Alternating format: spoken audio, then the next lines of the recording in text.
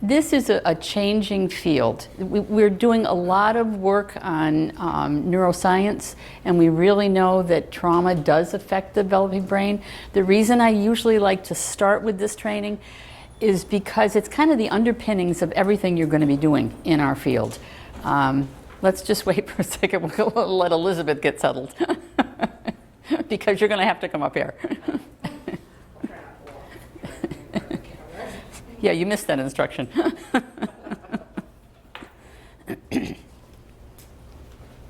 Okay, I think we have everybody now. I don't think anybody else is coming. I think everybody is accounted for. So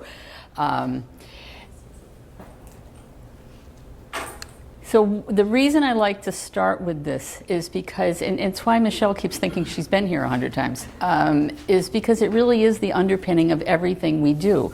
When we first opened up Circle of Friends in 2009, we needed money. So we took whoever came our way.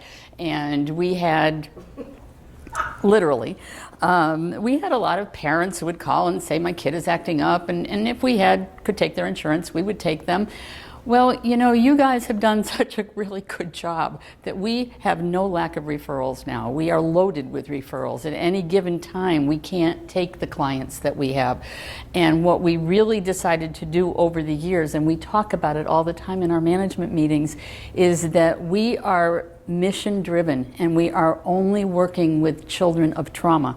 So over the years, we started to close out all of those kids that were just acting up a little, and little ADHD kids and kids that were just acting up for their parents. And what we have now is mostly kids in the child welfare system, so those kids are going to have some kind of trauma, which is why almost everything we do now kind of connects how trauma has affected brain development, how trauma has affected attachment, and that's why I said to you, if you haven't gone to this, this is kind of the beginning of how we do our work. And it is a changing field. I don't know if any of you are familiar with things like brain spotting. Almost everybody knows what EMDR is. But there's a lot of new techniques that are coming out that have to do with tapping into the trauma of the brain. There's brain spotting, there's the emotional freedom technique. Those of you who were at the Gentry training, remember he had us do that where you tap, tap, tap, and you tap, tap, tap, and the woman next to me said, this is bogus, but it does work. There's bilateral tapping. There's all kinds of really simple things that you can do. You don't have to go to the big long EMDR training to do some of this stuff. So we're going to talk about the underpinnings of trauma on the developing brain, how it affects attachment, and then at the end, I'm going to go into a little bit about the techniques that we can use now. Trauma and attachment have been studied for 70 years. John Bowlby kind of started the studies in the late 40s and early 50s, and I know a lot of you have seen the Spitzer videos, but I'm going to show it again because he was also one of the beginning proponents of working on the effects of trauma on attachment. So we are working with maltreated kids, and we know something about them. There's some commonalities with all of these kids. And when I say to you, if I'm staffing a case with any of you, and I say to you, okay, your client's 12, and he's pooping on the floor outside the foster parent's bedroom, and he's been Baker acted, and he's having temper tantrums, and what do I always say to you? What happened to that child in the first 3 or 4 years of his life? You need to know what happened in the first 3 years of life, especially because the first 3 years of life set the stage for all of this. And if you have had a difficult experience in the first 3 years of your life, you are going to have difficulties going forward. That's very important for you to know if you're working with adoptive parents. It's very important for you to know if you're working with foster parents. They have to understand that, and I just had this conversation with Amy McKenna on the West Coast yesterday because I do her licensure supervision, and she has 2 little girls, they're 6 and 7, and they are living with a foster to adoptive parent who lost her husband a few months ago. So this is a woman in her 40s. She's had a devastating loss. She's kind of emotionally unavailable for these children, but she's also a teacher. She's very cognitively driven. She's very intelligent. And she keeps saying to Amy, I don't understand why these kids don't act like I acted when I was 6 or 7. I don't understand why when they go to bed at night, they're crying for their dad when they haven't seen him in 3 years. I just don't understand what they're doing. And that's kind of what I want you to come away with this today, is how you can educate your pre-adoptive and foster parents to help them work better with these kids.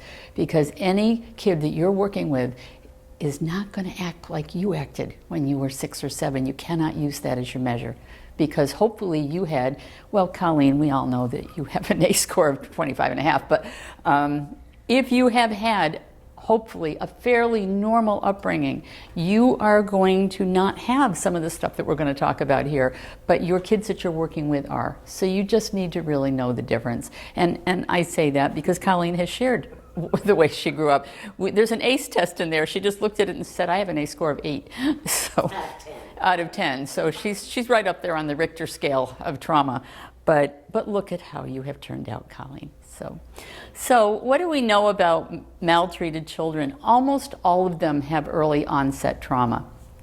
And if you get the CBHAs, and we do get them, we really make an effort to get them. I say this kindly because I was a CBHA assessor. I see very little value in the CBHAs. All the CBHAs do, and I did as a CBHA assessor, is go to the file and regurgitate it in one statement. But the one thing I do find valuable in the CBHAs is the early history, because that is part of the assessor's job, is to find the early history and to tell you what happened in the first couple of years of life.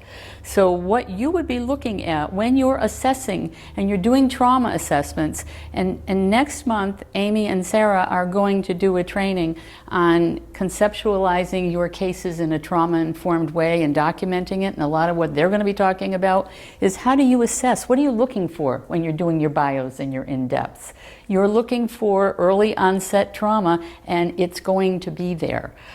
Whether or not this is a child who up until the age of 2 lived in a crack house, mom was substance abusing, dad was missing, dad came back, mom took off, you're going to see these things repeated over and over and over in their histories. Early separation from caregivers is almost always there. Most kids in foster care, especially little boys, go into multiple placements, don't they? They don't stay in one place. And why did they go into the multiple placements? What's the reason for the change always? Behavior. They do something and the foster parent says, come and get this kid. And what they're almost always doing is reacting to some kind of trauma. And foster parents see it as behaviors. That's the other thing I think Amy and Sarah are going to be talking about when they do their training, is that we don't want you to write behavioral treatment plans. We want you to write trauma-focused treatment plans. We want you to recognize the trauma triggers and deal with them. Some of you write phenomenal treatment plans, and just let me put that out there. But there's also some of folks who are just not used to doing this, who don't get the trauma piece. I just read one, and it was the other coast, the West Coast, and sibling group of 3 had been removed from parents, TPR'd, adopted by a gay couple. The gay couple got into some kind of a crazy situation. One of the guys molested the kids. The other guy didn't know it was happening. It was a whole big mess. The kids got pulled out again. Now they're in a second pre-adoptive home. And when I read the treatment plan, these kids were a little bit older, he had an objective of this guy is going to save money for his car because he needs to become independent. Well, he does need to become independent. He is getting to be 16, but how are you dealing with the trauma if you're helping him save money for his car? So we're really going to be trying to help you to assess from a trauma perspective. Almost always early onset, almost always early separation, usually multiple placements. For those of you who have been in the child welfare systems over the years, has anybody ever worked in a child welfare system that was not chaotic? Please raise your hand if you have, because I don't think there is a child welfare system that is not chaotic. I came here in '98. privatization was just starting. I came from Massachusetts, and I'd been an investigator up there. I'd been a case manager, and then got my master's and did private practice and all that stuff. I thought the Massachusetts system was pretty good. It's completely broken down at this point. I follow it on the news whenever somebody dies. This system here, believe it or not, Florida doesn't rank terrible. It really doesn't, and that should tell you something, because this is pretty chaotic. We do not have a bad reputation across the country for our child welfare system, but I bet all of you could give me an example of chaos, because it happens every day. And usually what happens are the multiple placements, and just, I mean, who's involved in the child welfare cases? You got a case manager, you got a PI, CPI, who else do you have? Guardian ad litems. Oh, God bless us. Yes, we do have them. You've got therapists, you've got foster parents, you've got sometimes pre-adoptive parents, and how many people have sat at those multidisciplinary team meetings? Probably most of you, where everybody sits around the table and you're trying to figure out what you're going to do. And I mean, what happens when you get there? What happens in those conversations? The kid is acting up, and what happens when everybody's sitting there saying, well, what are we going to do? Somebody said it. They all look at the therapist. They all look at the therapist and say, what are you going to do? There was one when we first started, it was a little sibling group of 4, and it was, oh my God, I teach this in another training. These little boys, between the 4 of them, over a 1.5-year period, had 32 placement changes. And it wasn't that they were doing anything wrong. They were very traumatized children, but they were little boys, and they had been raised with a lot of physical abuse, so they hit each other a lot. And the foster parents thought that was terrible. Every time one of them would hit the other one, they would call and say, get these kids out of here. But we would sit around the table, and it's exactly what Michelle said. They'd say, well, I don't know, can the therapist see him twice a week? Maybe we could get a mentor. Maybe we could, how about a Boys and Girls Club? How about we put him in the Y? And just kept stuffing things on them, but nobody would ever step back. And I kept saying, that's not going to change anything. They're doing this because this is the way they were raised. Now, yes, they look to the therapist until the therapist does what? Doesn't agree with them. So you know that if you're sitting around this table and you don't agree with the case manager, do they suddenly want to know what you have to say? Absolutely not. They just ignore you. So, and that's what I mean about chaotic child welfare systems. So what do we know about the effects of trauma on children? We absolutely know through scientific evidence now that early trauma is going to affect brain development. And separation from caretakers affects brain development. Why do you think that is? Why do you think if you are separated from your caretaker at a very early age, why would that affect your brain development? Those of you... Your attachment, right? Your attachment, it affects your attachment, your safety. It affects, absolutely. I was wishing we got that on. Can you give her the microphone? I want you to say that again, and I want you to turn around so that Vince can see your beautiful face. It will affect your safety and your attachment. It absolutely does. If you are a child and you are suddenly removed from your caretaker, you learn everything in the first 3 years of life from your caretaker. And it doesn't have to be your mother. We often talk about mothers, don't we? We often say the mother and the baby. It has to be a caretaker. When we say there is no such thing as a baby, that's an infant mental health thing. There's no such thing as a baby. There's a baby and someone, because a baby cannot exist on their own. A baby without a caretaker is going to die. And we know that because we work with kids who have been separated from their caretakers in early stages of life. How many of you, when you read the CBHAs, see early separation? Parents missing? A parent that's on drugs is missing. A parent that's on drugs is not there for their child. A parent that is incarcerated is not there for their child. And you see when you read the file, I just read one yesterday, a CBHA yesterday, where the mother had 7 children, 7 different fathers.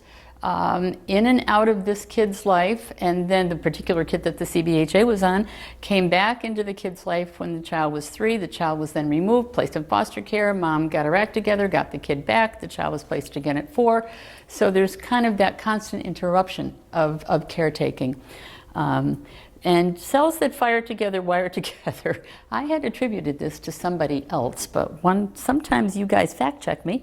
And apparently I attributed this to Alan Shore, and it is Donald Hebbies that said this. This is Hebbian theory. And we also know that if you have a stable caretaker that is with you from the beginning, your cells are going to wire together. And I know, you have 2 little children, right? And you have a small child. And I'm not going to ask the rescue. I just know that 2 of you have little kids. If you think about when you were raising your child, you were probably with your kids all the time. If you had to leave them to go to work, did you feel bad when you left them, or did you drive away saying, I can't wait to get out of here?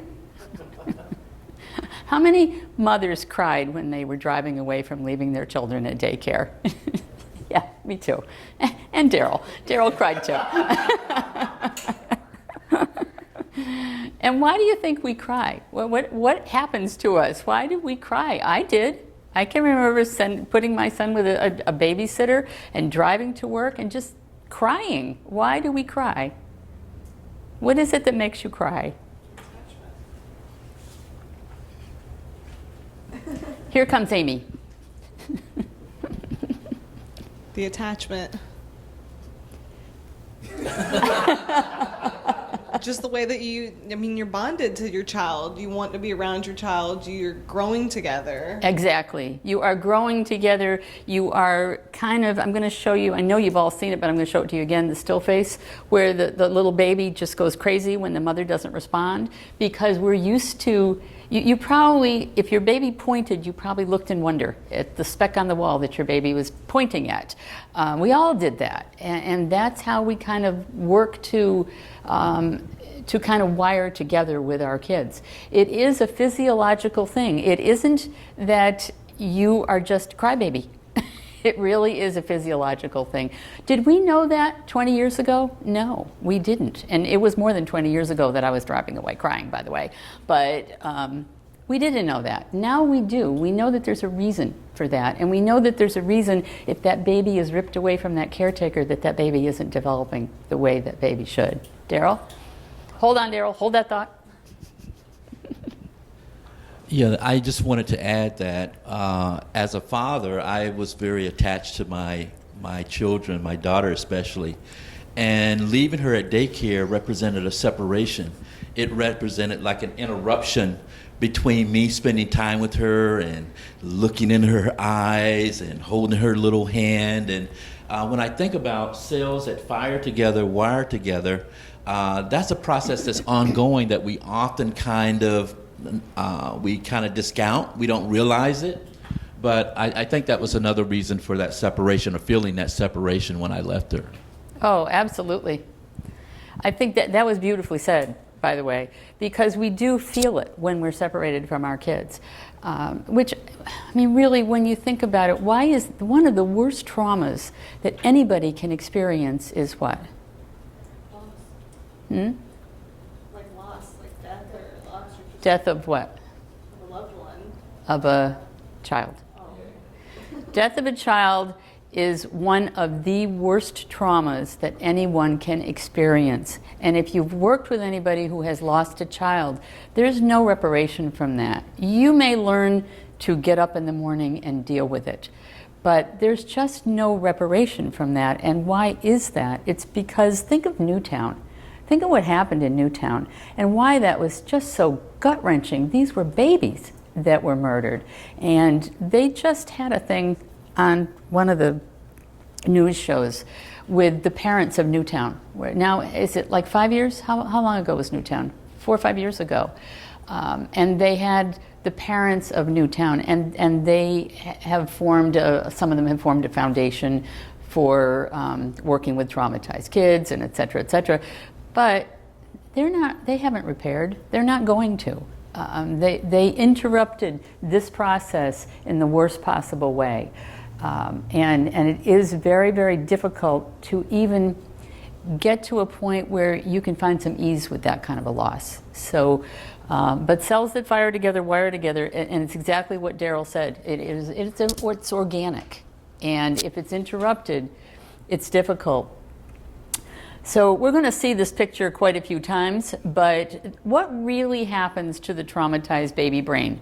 We're going to talk about this a little bit later on in the process, but when you look at the brain, the red part of the brain is the brain stem, and when you are pregnant and your baby is growing inside you, your baby's brain is developing from the bottom up, and you're growing from the bottom up. The base part of the brain is really just our basic functioning. It's breathing, it's peeing, it's pooping, that's nothing that we're going to control. That's the first part. But what's the blue part? And that's just where you asked me about that, right? That's the amygdala. And everything in the amygdala, that's kind of where your little traumatized baby brains get stuck, is right there. Because the amygdala controls all of your emotions, all of your feelings, all of your trauma triggers. And in the basic child's brain, you will develop the base, you'll develop the amygdala. Amy asked me what that white part was. I said, I don't care about that part. I don't know. But I don't know what that part is. We'll figure that out sometime. But the green part of your brain is your thinking brain. And in a normal baby's development, they're going to develop their emotions, and then they're going to develop their prefrontal cortex, which is the thinking part of their brain. And the thinking part of their brain is where they begin to develop language, they begin to develop speech, they begin to develop thinking, critical analysis, how to solve a problem. If you have not had decent caretaking, if you haven't had a stable caretaker, where do you think that's going to stop? It's going to stop at the amygdala. And what is that going to mean for your kids? And that's why I kind of used this slide. If the thinking part of your brain does not get developed, now you're a 5-year-old kid and you've been in foster care for a few years, you've been removed, gone back, you've been removed. What happens at 5? Where do we go when we get to be 5? We go to school. And what do you need in school? You need this. So what happens to the kid who's now had a really rough start in the first 5 years of life and they go to school? Are they going to be straight A students? No, they are not. What are we going to see in them? What are all of our kids on medicine for? ADHD. Every kid that we work with is on medication for ADHD. Does that mean that every kid that we work with has ADHD? Absolutely not. What it means is, and there's a whole other training that I have done on the effects of trauma on learning, and it's pretty amazing, because if you have not had the chance to develop the thinking part of your brain the way another 5-year-old who's had a wonderful upbringing has learned how to develop, you're going to have language delays, you're going to have speech delays, you're not going to know how to analyze a problem, you're going to be sitting on the playground with somebody else and they're going to steal your cookies because you can't figure out how to put this puzzle together. You're going to go on to not be able to do a lot of things in school, and school is going to be a challenge for you. Another important concept for pre-adoptive parents to understand. And we're going to come back to this slide. It's just another representation about the way that the brain develops in a chronic state of trauma. We're going to talk in a much later slide about all of the stuff that's on this side. Whatever, right? Is that your right, my left? But your brain develops from the bottom up, from the brainstem up to the cortex. You are going to be stuck in the limbic system if you're a traumatized kid. So we're going to talk about that a little bit later too.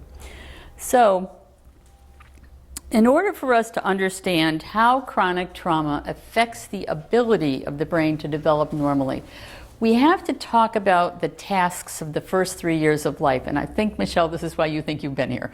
Because when we do the DC 0 to 3, we talk about some of this. And what happens in the first 3 years of life? What is the job of your baby in the first 3 years of life? And there are jobs, because how much of our learning do we learn in the first 3 years of life? Has anybody skipped ahead to that slide? How much of everything we learn do we learn in the first 3 years of life? 75% or so.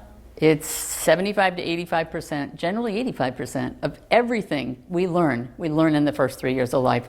The rest of the time, we're just sort of skating along trying to figure out how to get by.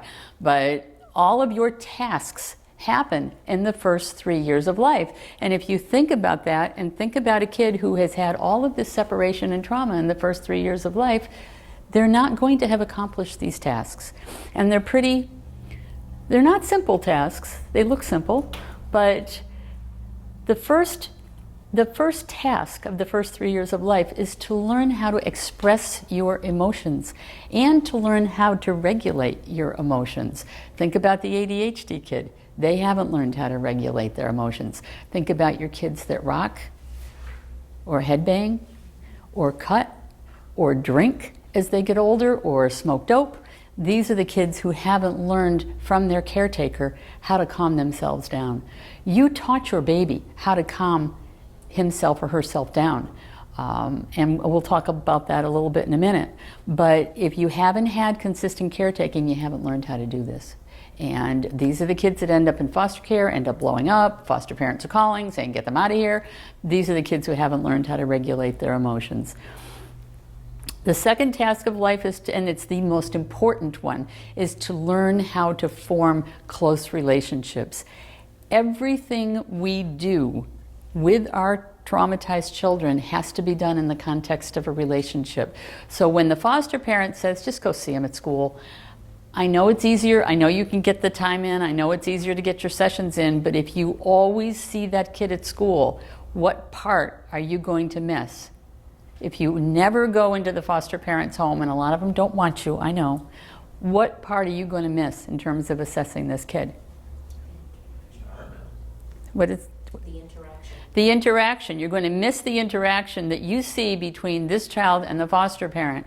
We have had a run on abuse calls lately. I mean, I can't keep up with the incident reports that you all have been filing on abuse reports on caretakers, and in almost all of them it has been a foster parent or a pre-adoptive parent who has said to the therapist, just see the kid in school. I don't want you in my house, I'm busy, I have a busy life, I don't want you here.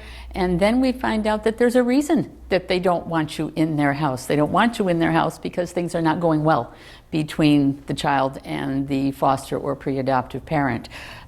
Just had a rather difficult one on the West Coast where a pre-adoptive parent was beating, there was a SIB group of 4, he was beating them with a belt, and they were always being seen in school. The guy would not let the therapist into the home, and finally the child told him, well, this is what is happening. So he called the hotline, and the hotline went out and left the kids in the home.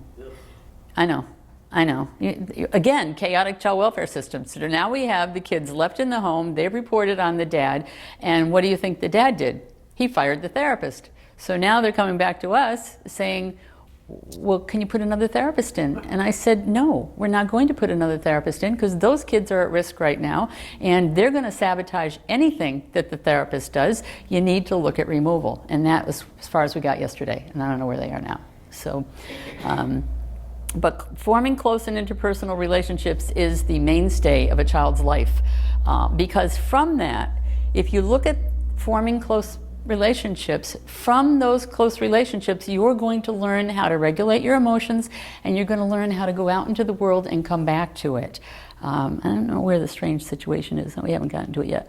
I think I've shown some of you this video, but attachment work has changed a lot over the years, and Mary Ainsworth developed a technique called the strange situation many years ago, because she's been dead for about 15 years.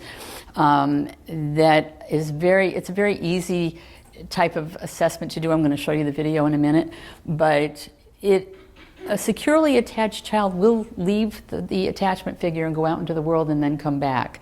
We might be crying because they're walking away from us, but they need to go out into the world, don't they? And they need to be able to come back to us. That's what we're looking for. So initially, infants do rely on their adults to regulate their emotions. Think about your babies. When your baby was a brand new baby, if your baby cried, what did you do? Picked him up, of course. You're not going to let that baby cry. Although if you were in my generation, my mother would say, you're going to spoil that kid. Let that baby cry. You're going to, nah, we ain't doing that. You're going to pick that baby up and you're going to rock that baby and you're going to soothe that baby and then you're going to put the baby down. But what happens when the baby gets to be about, I don't know, 12, 13, 14 months old? What would you do then if the baby cried? We won't call in an abuse report if you say you let him cry. I can tell Nefray did not do that. I let them cry, just depending on, as long as they're changed. As long as all the basic needs were met, they were changed, they were fed, and I knew that they just wanted to be picked up, just kind of like, let them cry it out so they can go to sleep. And that way they learn that they can go to sleep on their own. They don't need me to, rock them every night or... And that is exactly right. You have, and what was Nefray doing? She was letting the baby regulate, is it boy? Boy, letting her baby regulate his emotions. And one of the first ways we do that with our children is letting them put themselves to sleep. Because if you always go grab them, they're never going to learn how to put themselves to sleep. I'm sure that everybody has heard the concept of the good enough mother. The good enough mother does not do everything for their child all the time. The good enough mother does enough to be good enough. Now, that doesn't mean that you should let him wallow in his own pee if he's, wet and he's unhappy, but you have to let your kids learn how to regulate their own emotions. One of the great pediatricians of the 80s was T. Barry Brazelton, and T. Barry Brazelton published in McCall's magazine all the time, and he was one of the first pediatricians that really said babies have their own emotions. Babies can see you. Babies know that you're there. They can form relationships with you.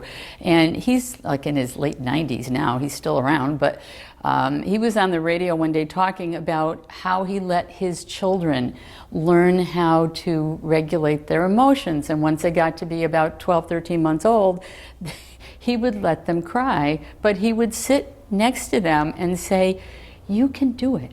You can put yourself to sleep. And I think he had a real sing-songy voice, and he probably just put his kids to sleep with that voice. And I'm thinking, God, those guys are 70 now. But he was one of the first pediatricians to go on the national stage and say, this baby is his own person. He used to say, your baby is your baby. Your baby has a personality from the day your baby is born. Some of your babies will be easier to soothe. Some of your babies will be hard to soothe. But they have their personalities, and this is how you teach them to self-regulate. Now, what if your caretaker was very depressed? What would happen if you were raised by a very, depressed, druggy, alcohol, absent, domestic violence? What would happen to your ability to self-regulate if that was your caretaker? Amy's got that mic at the ready. There's no consistency, so therefore their emotional needs are neglected. Amy's allowed to walk in front of the camera. There's no consistency, and therefore their emotional states are neglected. Yeah. When there is no consistency, think about your own children.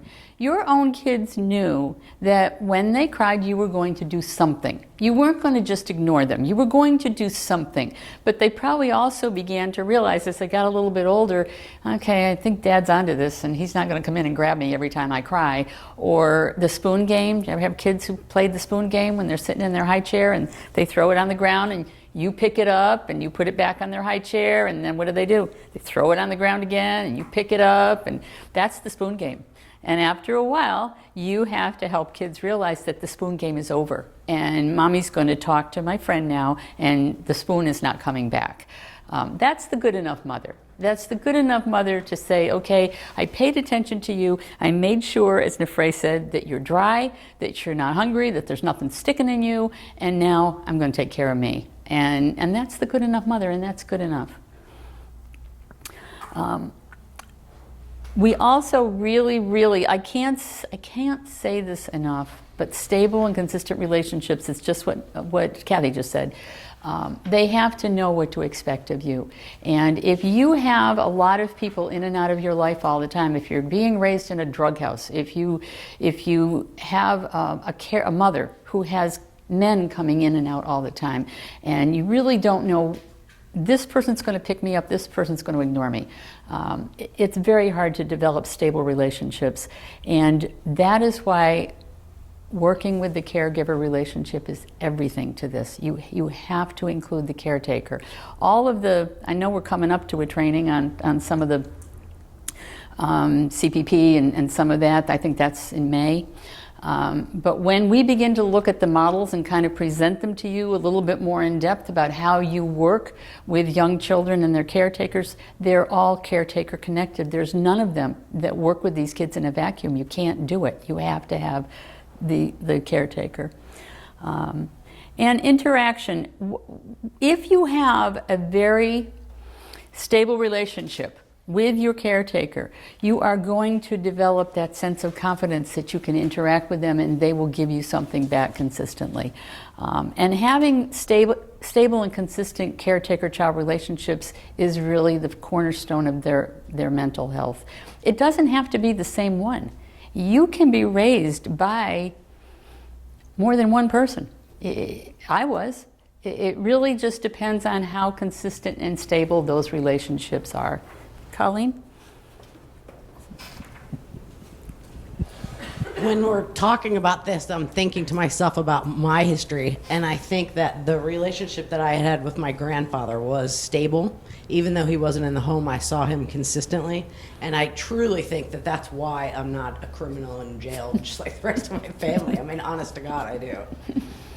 Colleen, how old were you when you went to foster care? Well, I was taken out of the house a few times growing up, but it wasn't a formal DCF sort of thing. But I did leave when I was 12 for the final time. I think that Colleen's point is really well taken because you don't have to have, it doesn't have to be a mother. When you're looking at the child's assessment, you're trying to see, was there somebody? As long as there was somebody, I mean, most kids have something. I was just thinking this morning about my own childhood because my father came back from World War II and he had contracted MS. And it was a very virulent form of the illness. He was hospitalized when I was 5. He died when I was 13. And in that interim period, my mother, it was a long time ago, and my mother had to drive to this hospital. He was in a VA hospital. And 50 miles, when there weren't the superhighways that they are now, was a long ride. So she would go down there and she would stay, and he would go in and out of extreme duress, and she'd stay there for a week at a time and then come back. And we were all small. My brother and sister and I have often said that what saved us is kind of like with Colleen, that I lived in a very small town, and a mile from where my mother's house was my grandmother's house. And my grandmother, my grandfather, my aunt, and my uncle all lived in this house. And we always said we were raised by committee because the committee was always there and they were always consistent. And in my little brain, I just thought they were just waiting for me to show up so they could take care of me. And I'm sure that wasn't the case, and I'm sure they had jobs. I don't remember them having jobs. They were just there. But they were always there. And they were always consistent. And it was long before we taught people parenting. My grandfather only went to the 4th grade. I mean, these were not people that had studied child rearing theories. They were just people that were always there and always consistent. So a consistent person in your life can be your savior. Now, when I say, as we're talking about some of this, we're now talking about kids that have already had removals, that are already in foster care, probably are going into pre-adoptive homes. Your job is to help those caretakers understand this so that they don't blow the placements. Because it's not the kids that blow the placements, it's the caretakers that blow the placements. And when we talk about the adoption training, for those of you who've gone through the adoption training, what is the biggest reason for adoption disruption? It's not the kids. It's unrealistic expectations on the part of the adoptive parents who don't understand that these kids are not like their own kids. And if you hear an adoptive parent say, I wasn't like this, when I was this age. My own kids aren't like this. There's a reason. Okay, let me, just before we do this, because I know this will come up, I'm going to show you the strange situation. This is probably, this video was made in the, I'm guessing, like early 90s. And it just shows the scientific experiment of the strange situation. And the guy will explain it, but Amy has the microphone because these guys are psychologists and they're such soft-talking dudes to begin with. And then the guy who says to the mother, she'll be all right. Don't worry about it. She's crying. Never mind. But this is an evolution. Bowlby started this work in the 40s and 50s. We evolved up through Spitz, and we're going to sit through Spitz again in a few minutes. And then we get up to Mary Ainsworth, and now she has begun to look at how do you really analyze attachment. And she came up with a very easy experiment. But those of us who are mothers hate watching this baby cry. But it takes a second to come on, and we always think it's not going to come.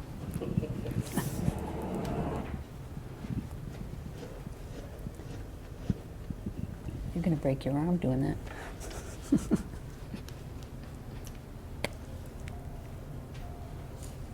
I don't know who the guy is, but that's Mary Ainsworth.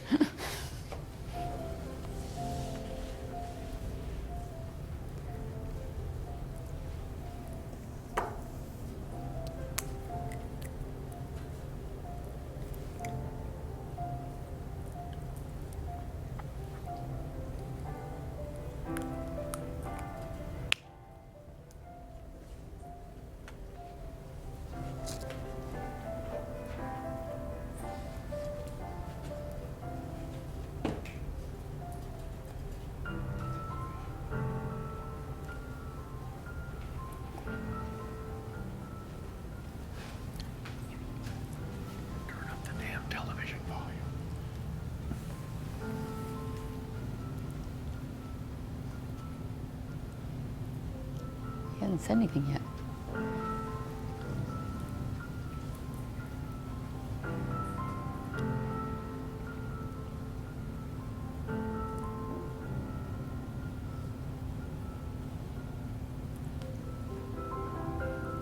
We'll have you do a brief interaction with some play. Then, in just a few minutes, we'll send you back in. Step in the door. Everett Waters is studying how far our childhood experiences influence our behavior as adults. Come down to the lab. We'll do this now. This experiment, which I watched through a two-way mirror, is designed to gauge how secure is the crucial relationship between mother and child. This body is going to go here, and that body. The value of the test has been established in studies that would watch a child, 1-year-old, and then follow it up and interview them about their relationships to their parents when they were 21 years old. So we're quite confident in the long-term significance of this relationship.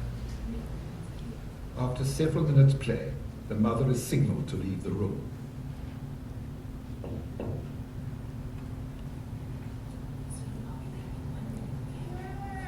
I'll get you back in 1 minute.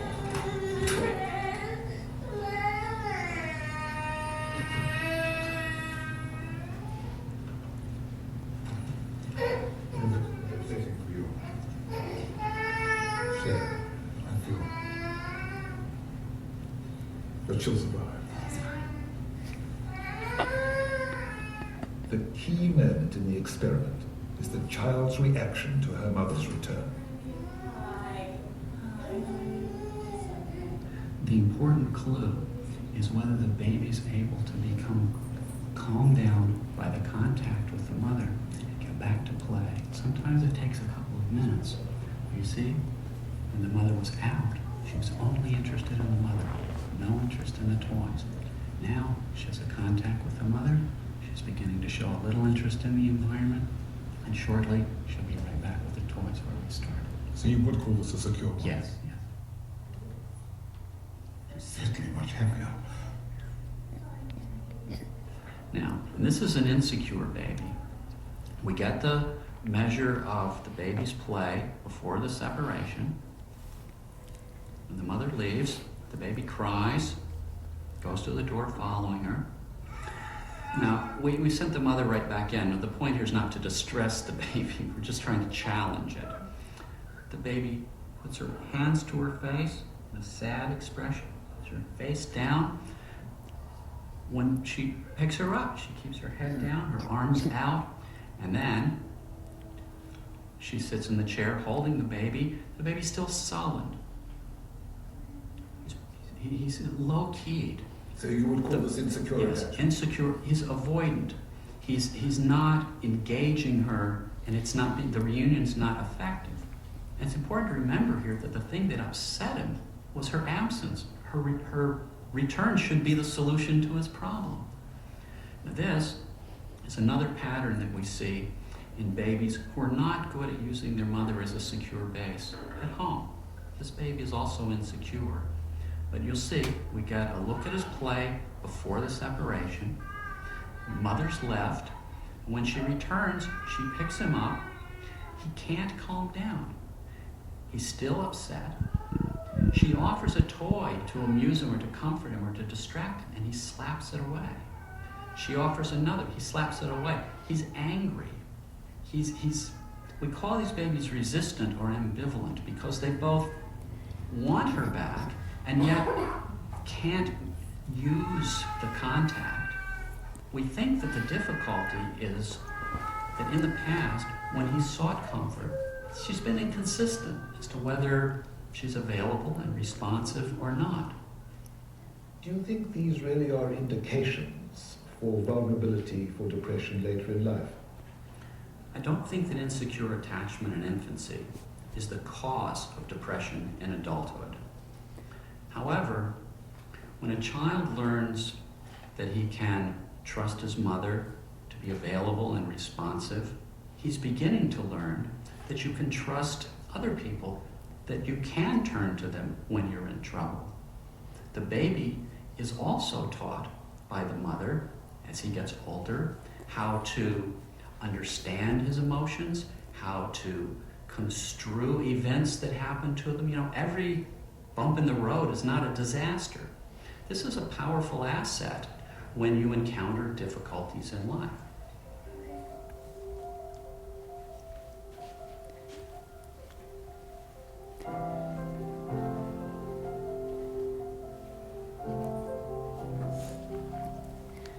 Give Amy a break. Her arm is probably breaking from holding that microphone up. These two dudes are so soft-spoken. I can't hear them at all when they're first doing that.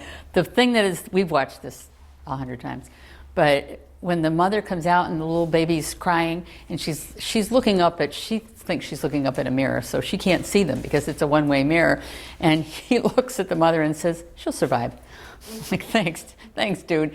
But what did you get out of that? Why was I showing you that? What did you see happening? No, number one, would you want these two guys judging your motherhood? Oh my gosh. But what did you see in the strange situation?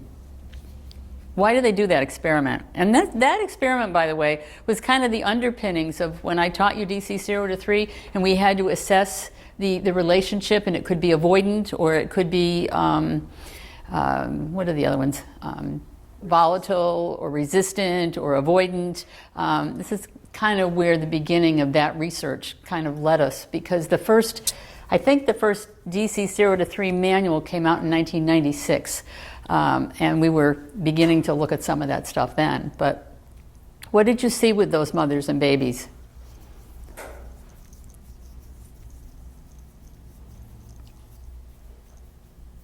Nothing?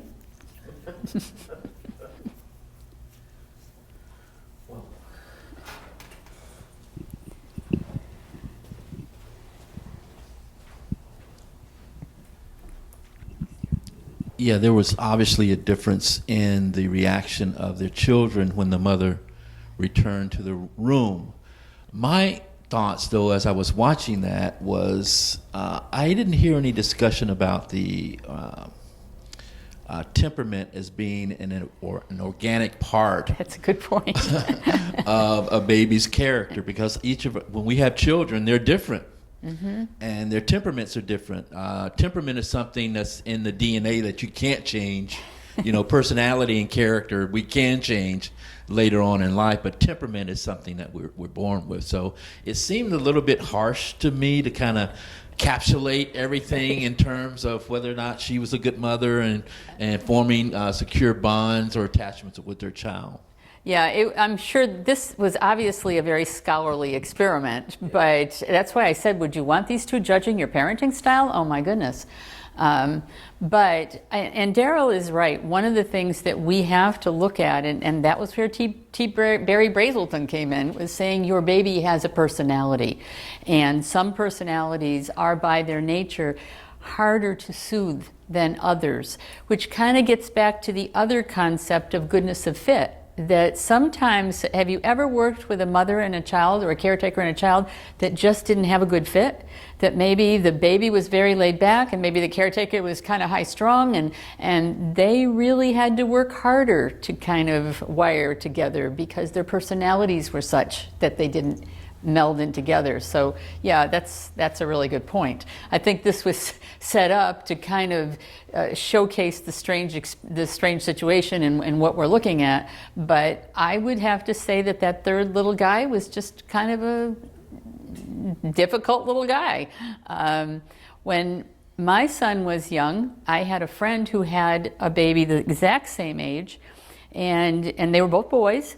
And she would say to me, you know, if I want to sew or do something, I just put Zach on the floor and I give him my basket with all of my spools of thread and he will sit there for an hour. And I'm like, are you kidding me? I mean, when my son was that age, I had to follow him. He never sat still. So when he was awake, I was just following him around. There wasn't nothing putting him in spools of thread. Are you kidding? He would have eaten them. So a lot of it does have to do with temperament. You're right. And I think what they're really trying to show and what Mary Ainsworth was really trying to showcase was how much attachment can put you on the trajectory for a good start in life or not a good start in life. Now, obviously, whenever you watch any of these demos, we can't take our clients and put them in the demos. That's who we need to see, isn't it? We need to see our clients. We can't do that. So we end up with these volunteers that have kind of benign problems. You know, maybe she didn't pick him up one day when he was crying and now he's slapping her. But we know what we see with our kids, the kids that we work with, and that's really what we need to look at. We're going to go a few more slides and then we're going to take a break. And we'll kind of get into some of the meat of this. But the challenges of working with kids that are maltreated in infancy is that we don't often have their history. You have to be a detective. And it is one of the things about your jobs as contract therapists with these kids that if you were just sitting in a clinic and parents were bringing in their little ADHD kids to you, you wouldn't have to do this. But you really have to be detectives, which is why we try to get to the CBHA. We try to find out from the case manager what happened. We interact a lot with the case managers, even though some of them drive us crazy, but we do, because we need to know what has happened to this kid and how many times they've been removed and when they were removed and all of that type of thing. Because you often don't have the history, you have to kind of connect the dots. We're going to be looking at red flags in the kids' history. And again, when Amy and Sarah do their thing about trauma-informed assessment, we're going to be talking about a lot of this again. If you look at a kid's early history, you get the CBHA, and you see any of these things, you've got red flags there, don't you? You have a very young parent. Often when I'm reading the CBHAs and it will say the mother was born in 1992 or whatever, and I'm adding in my head saying, oh my God, she's like 17. Because we have very young parents. When you do your in-depth, and you look at that part in the in-depth about the prenatal, and I want you to see if you can get that information. Was the pregnancy a surprise? How did the mom feel when she found out she was pregnant? How far along was she when she found out she was pregnant? So she was 5 months along before she even knew she was pregnant. And what was she doing in those 5 months? She was drinking. Those are kind of important things for you to know. We're going to look at lack of prenatal care, because if you see in your CBHA or you find out that this mother didn't have prenatal care, what would the reason be for a young mother not seeking prenatal care? What's the biggest reason? Drug use. Because what happens when you pregnant ladies go in for your monthly exam, you don't want to have your urine tested. You don't want to have anybody looking at the way you're living your life, so you just don't go. And when you are looking at that prenatal and you know that a mother has been drinking all the way through and she says, oh, I didn't touch a drop when I was pregnant, don't believe that. You know that that's not true. Or you know that it's probably not true. Because if you have had a substance problem your whole life and you're only 17 when you get pregnant and you didn't plan it and you weren't happy about it, what do you think your chances are of drying up for those 9 months? Not good. So we're going to look for lack of prenatal care. We've talked about separation from the first year of life. You're going to be looking at that. You're going to be looking for developmental delays. Now, are the developmental delays there because organically they're there, or are they there because of what has happened? Sometimes it's a little of both, but we need to take a look at that. And speech delays. And why do all of our kids seem to come into care with speech delays? How do you learn how to speak? How do you learn how to speak? Having somebody talk to you. And if your mother is drunk or in a crack house or your father is beating your mom, they're not likely to be talking to you. You probably talk to your children from the day you knew that they were there. And you talk to your tummy, and you talk to them when they come out, and you read them books when they're a day old, and you do all that stuff, and you're helping them to develop their own speech. But if you have a caretaker who was not talked to themselves, they're probably not going to talk to their kids.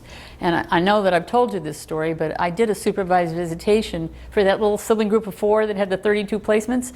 I did their supervised visitation over at the Yana Center. And the mother came in. And now, to be fair to this mother, she'd had no upbringing herself. Her father was in prison for life for murder. She didn't know who her mother was. It was just one of those abysmal pre-generational, post-generational things. She comes in, she had Happy Meals for all of them. She hadn't seen them for 9 months. And she handed them their Happy Meals and said to each one of them, what size shoe do you wear? And I don't know why she was asking that, but that was it. There was no more conversation for the rest of the time. They played with themselves, they played with each other. When it was time for her to leave, she got up and left. They didn't notice she was gone. And they all had speech delays. So that's generally speaking why we see that. And we're going to stop at this point. We're going to talk a little bit about, we're going to get into pre-verbal memory now, and we're going to talk a little bit about trauma triggers and kind of move into where we're going.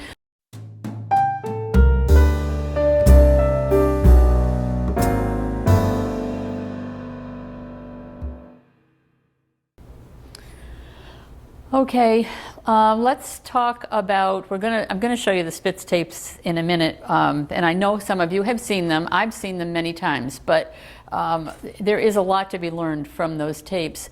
But why do we worry about very early abuse? We didn't think 20 years ago that trauma memories could be stored in implicit memory. We thought you had to have language in order to have a memory. And most of us don't have language, or we have language when we're little, but we don't really have cognitive thought till we're probably 4 or 5. So if I asked you all to tell me when your earliest memory is, and anytime I do that, people usually can go back to maybe 4, 5. Some people have earlier memories, but sometimes I think when you really probe those early memories, it's that your sister or your brother said, yeah, Daddy did that to you when you were a year old, so now it becomes your memory. It's not really your memory. But most of our memories start when we're cognitive, when we're 4 or 5 years old. We do know through all the research that we have done that implicit memories can be stored. And implicit memories are triggers for those reactive behaviors that we don't understand with our kids. And the reason I put the thing up there about the hot sauce baby was really to remind me that we had a sibling group of 2 in Kissimmee, and it was a 4-year-old and a 2-month-old, and they were removed and placed with a grandma.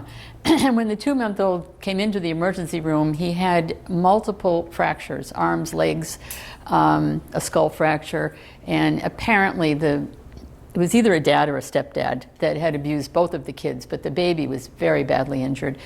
And he also, according to the 4-year-old, had been taking hot sauce on a napkin and sticking it in the baby's mouth. I don't know what the reason was for this, but so the baby goes to the grandmother, and the baby is very, very traumatized, and the baby wouldn't relax into the grandmother. It was ducking out of her arms, trying to push her away, screaming all the time. Young babies can repair very quickly, and this baby did. He repaired very quickly, and the therapist who was seeing the 4-year-old went out, and she said, you know, it's wonderful now. He's in the high chair, and he's cooing, and he's playing with the grandma, because his little brain was hardwired to attach, and she was there, and he attached to her. But one day, it was a Mexican family, she was making tacos, and she bent over him, and she had hot sauce on her breath. And the baby just went crazy, screaming, crying, trying to push her away. And the therapist came back and told me about it, and I said, that baby will always have that reaction to hot sauce. Now, maybe as that baby gets older, and Grandma says, this is why you do this. This is what happened to you. This is why your smell is triggered into a trauma trigger because of the smell of the hot sauce. And then you deal with it. Now you're cognitive, and now you're dealing with it. And you say, yeah, I probably should just avoid hot sauce. But it was just a perfect example of a trauma trigger. And this baby was only 2 months old when that happened. So we know that babies can experience grief. And again, I was case manager. The first job I had as a case manager was in 1974, and I was a case manager in upstate New York and in Albany, New York, and I was a case manager in Massachusetts in a couple of places. I did PI work, and when we removed sibling groups, if there was a baby, what did we do with the baby? It's really easy to place a baby. So did we separate them? Yes, we did. We always separated them because we would say, the baby won't know. We'll put the baby over here, the baby won't notice. Well, the baby did notice. The babies do notice when they're separated from their siblings. But we didn't know that then. And this is why I'm saying to you, this is an evolving field. And the way I was taught to do this work has changed 1,000% over the years. You have to keep up with your field, because I was very guilty of separating babies because they were so easy to place. You'd call a foster mother and they'd say, is it a cute baby? Well, apparently if it's an ugly baby, I don't want it. But they'd always take the babies, and we'd say they'll be fine. Well, babies did grieve, and they do grieve, and we know that now. So let's talk about Renee Spitz, because this is a very early study in maternal deprivation. And I know that some of you who have been here over time have seen this. Renee Spitz was a friend of Sigmund Freud, and he was in Europe in World War II, and any of you who know your World War II history know that a lot of Central and Eastern Europe was completely decimated by bombs during World War II. A lot of cities were pretty completely destroyed. Vince and I visited Budapest a few years ago. 80% of the city of Budapest was destroyed during World War II. 50% of Prague was, not Prague, Vienna was destroyed during World War II. So there were a lot of children separated from parents. There were a lot of parents killed and babies left with no caretakers. And the way of dealing with that was to warehouse them. If any of you know the story of the very first child that was removed for being abused. It was her name was Mary Ellen something, and it was at the turn of the century. And she had been, her parents had died of illness, and she had been placed in an orphanage. Kind of similar to this. It was on Ellis Island with no caretakers. And the statistics for that orphanage were that 95% of the children died within the first year they were there. Mary Ellen survived and went on to be adopted, and then the adoptive mother abused her. But why did all those kids die? I can remember first reading about that, thinking it must have been terrible conditions. Maybe it wasn't clean, maybe they weren't cared for, maybe the food wasn't good. But at the end of the day, if you're going to look at this thing, this little video clip, these kids were not cared for, and their ability to develop any kind of immune system wasn't there. We need that kind of caretaking connection to develop even our immune system. So A lot of those kids died. A lot of these kids died. But this was a staff-infant ratio of 1 to 50. Now, if you're a one caretaker and you got 50 babies to take care of, how much time do you think you're going to spend with any one of these babies? The good thing about this is that his work eventually led to the end of warehousing of young children. We have a lot of institutions around here. Florida United Methodist Children's Home started out as an orphanage. I think the site where Boys and Girls Town is started out as an orphanage. A lot of those facilities that are now group homes started out at the turn of the century as orphanages. And then our system of childcare evolved because of guys like this. His work led to the beginning of the foster care system. But this is, I know a lot of you have seen it, so I may not show you the whole thing, but it's 7 minutes long, and it was done as part of a research study. Remember, this is 1952. This is the old 35 millimeter rolls, and there is no sound. But read what he's going to do in the beginning and throughout is to put up his research studies, and a lot of it is wrong.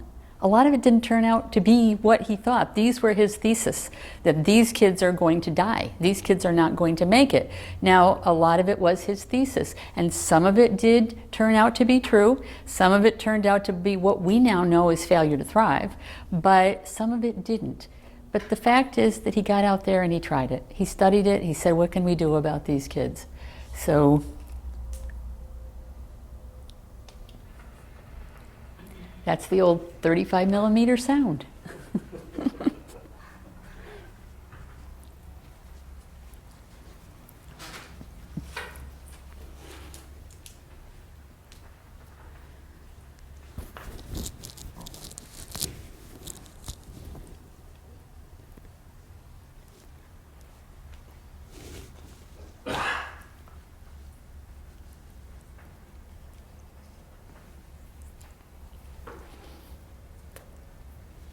And this was the research premise that he started this with.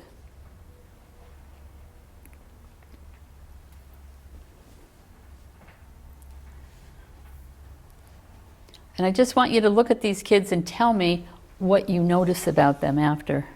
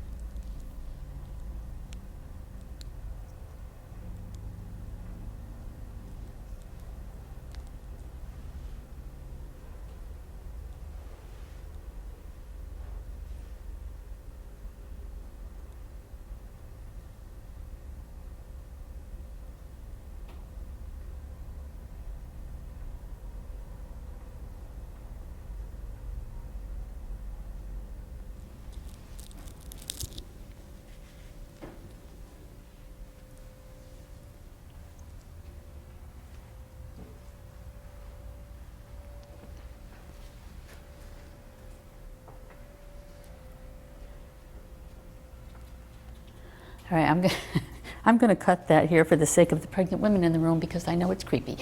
Tell me what you noticed about those children. What'd you notice about their size?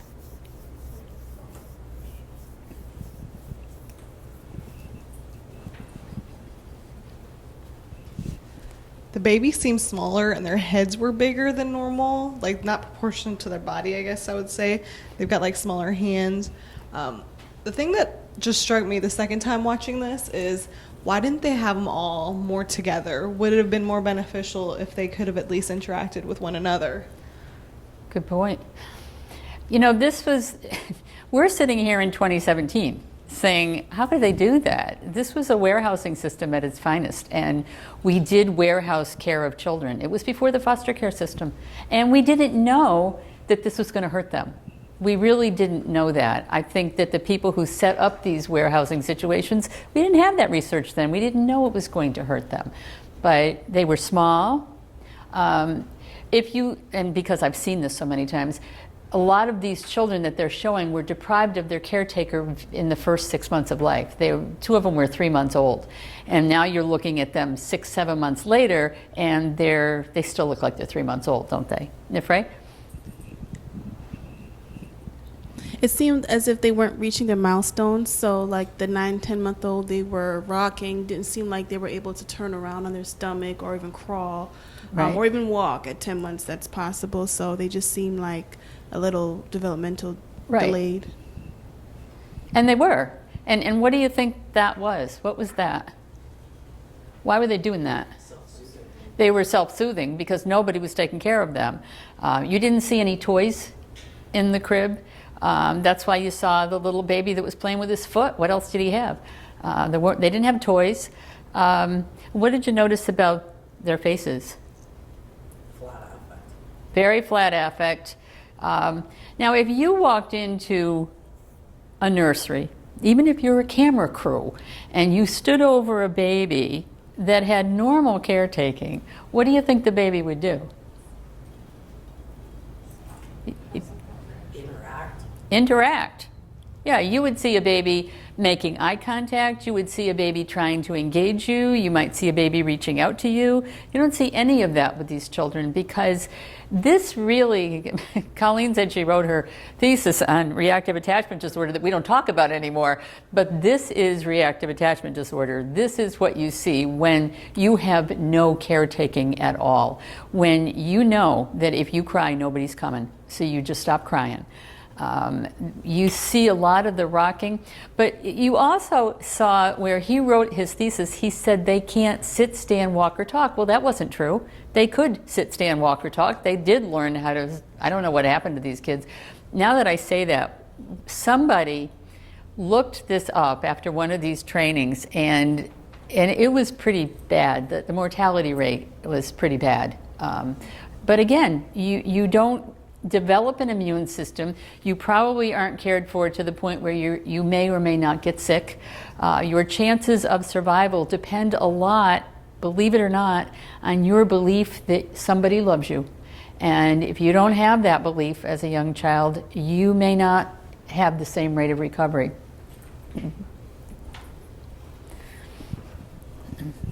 Barbara, it's interesting because when I did that thesis on the reactive attachment disorder, I was doing something and I read a report on the Unabomber.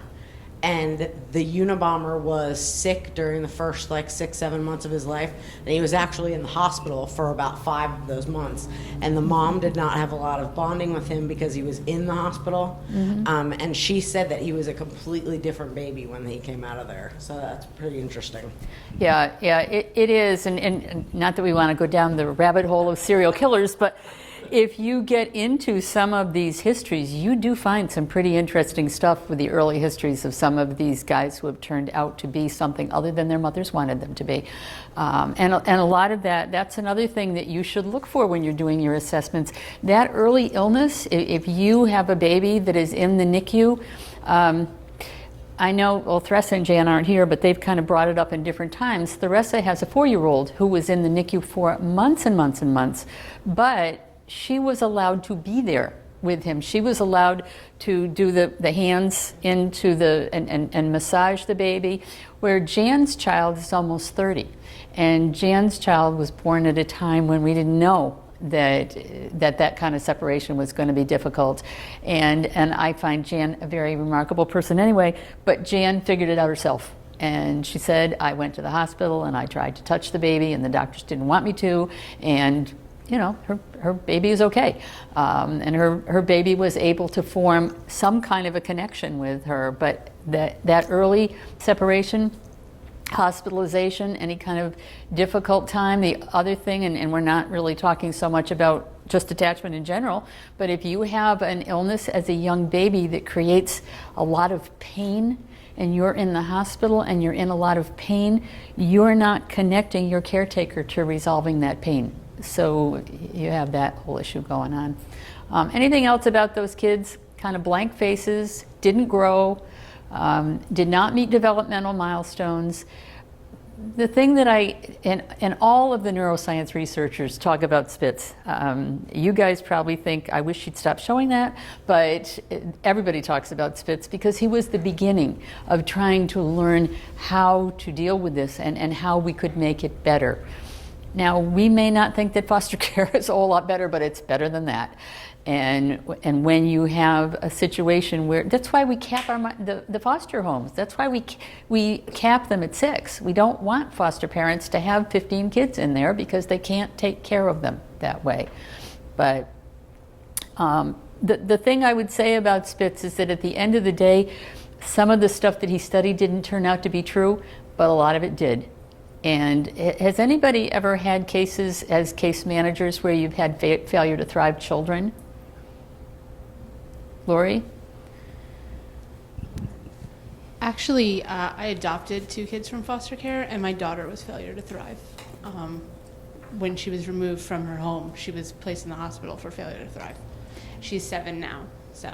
And what was her early circumstance? Her biological mother is mentally disabled and flew under the radar with my older son, who is 4 years older than my daughter, because she had an uncle who kind of took care of stuff, but she kicked the uncle out of the house when she had her second child.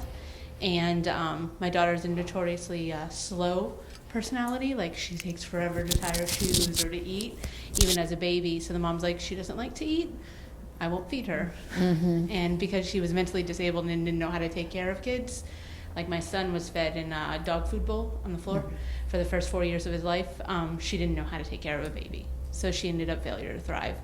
And this is a lot of the stuff that my kids have, like speech delays and stuff like that, because she didn't have the mental capacity to speak to them like they have that now. And how old were your children when you adopted them? 4 and 8. They were in foster care for 4 years. So yeah, so you're looking at those early years where you have a lot of the impairment. Now, Lori's a very good example that you've adopted them. You can repair some of this. Please don't think you can't. You can repair a lot of it, but it does take the knowledge that you have to repair it, and that's where you know that, because you know that you have to work on repairing it.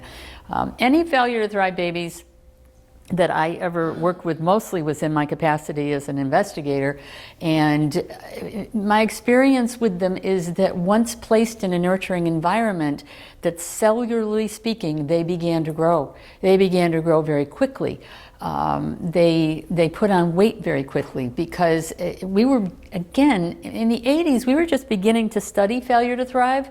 And I worked with Bay State Medical Center as a consultant for sexual abuse. And so we kind of followed some of the growth patterns with the head of the pediatric department, and they would come in. Failure to thrive babies usually had no developmental milestones. They couldn't roll over any more than these kids could. The back of their heads were flat. They didn't cry. But once placed in an environment where there was a lot of caretaking, we began to see those growth patterns very, very quickly. Now we know a lot more than we did then, but we didn't know it any more than I knew that I shouldn't separate the baby from the rest of the siblings because I didn't think the baby would know. Well, the baby knew. So So loss of caretaker is really incredibly difficult for a baby in ways that we really didn't think about 25 years ago. We did not think that the loss of the caretaker was going to affect the neurological development of the child. It wasn't just the emotional development. It was the biological development, the neurological development, because everything that the caretaker and the child do shapes that baby's growth and development. You as a caretaker are incredibly important to your child. And if you are removed, then your child does not have that. And that's why I asked if any of you had skipped ahead to this slide. Healthy attachment is everything. Your brain is going to learn 85% of what you need for adult life in the first 3 years. Most of the brain systems that are responsible for your future functioning are developed during this period. That's why the first 3 years are incredibly important. And you have to have bonding in order for development to happen. Now, having said that, other than these poor little wretched children in this orphanage, most people have something. Most people have somebody in the first year of their life. You have to have somebody.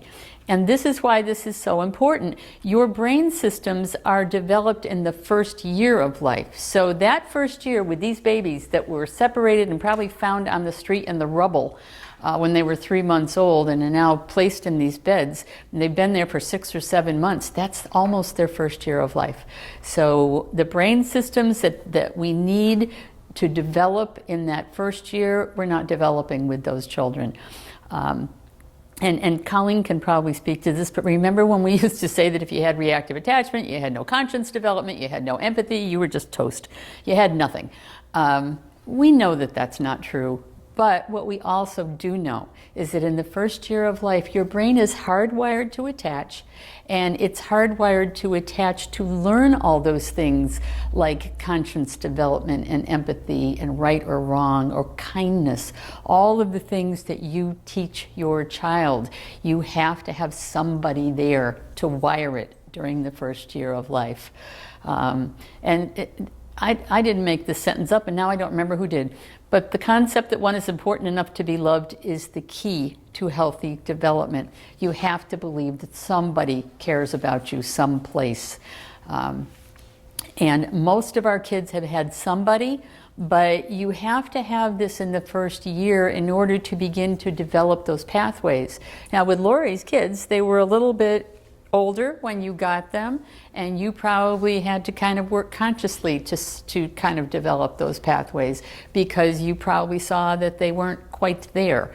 A child who's fed out of a dog bowl for 4 years doesn't necessarily know that maybe that isn't normal caretaking. And it sounds like you had some interesting experiences. Still a work in progress. Good to know. Before we go to the still face, and again, the reason I keep showing you all these videos is that I want you to come away saying bonding and attachment are everything. Because, I know a lot of you have seen the still face. This is Ed Tronick. Ed Tronick is from Harvard. Ed Tronick is the other guy who talks a lot about Spitz because he has studied the attachment of mother and child at Yale and Harvard for a lot of years. And he's a guest speaker at a lot of the trauma conferences, and he's really very funny. But he talked in one of the things that I saw him about this still face, and he talked about the fact that they don't just look at how the baby is upset. After this experiment is over, they measure heart rate, they measure how hot their skin is, and he went on and on and on in one of these things about all of the things that happen to a baby in 2 months of life, or in two minutes of their life. Is there anybody who isn't familiar with still face? I think most of you are. Okay, I'm going to show you that. Is this young or extremely responsive to the emotions and the reactivity and the social interaction that they get from the world around them? This is something that we started studying 34 years ago, when people didn't think that infants could engage in social interaction. in this still face experiment, what the mother did was she sits down and she's playing with her baby who's about a year of age. I'm like a girl. Oh. And she gives a greeting to the baby gives a greeting back to her. Yeah. This baby starts pointing at different places in the world, and the mother's trying to engage her and play with her. They're working to coordinate their emotions and their intentions, what they want to do in the world. And that's really what the baby is used to. And then we ask the mother to not respond to the baby. The baby very quickly picks up on this, and then she uses all of her abilities to try and get the mother back. She smiles at the mother. She points because she's used to the mother looking where she points. The baby puts both hands up in front of her and says, "What's happening here?" She makes that screechy sound at the mother, like, "Come on, why aren't we doing this?" Even in this 2 minutes, when they don't get the normal reaction, they react with negative emotions, they turn away, they feel the stress of it, they actually may lose control of their posture because of the stress that they're experiencing. Okay. I'm here. And what are you doing? Oh, yes. Oh, what a big girl. It's a little like the good, the bad, and the ugly. The good is that normal stuff that goes on, that we all do with our kids. The bad is when something bad happened, but the infant can overcome it. After all, when you stop the still face, the mother and the baby start to play again. The ugly is when you don't give the child any chance to get back to the good. There's no reparation, and they're stuck in that really ugly situation. I love that still face. What did you see happening there? That's 2 minutes. It's fast forwarded through 2 minutes, but it's 2 minutes.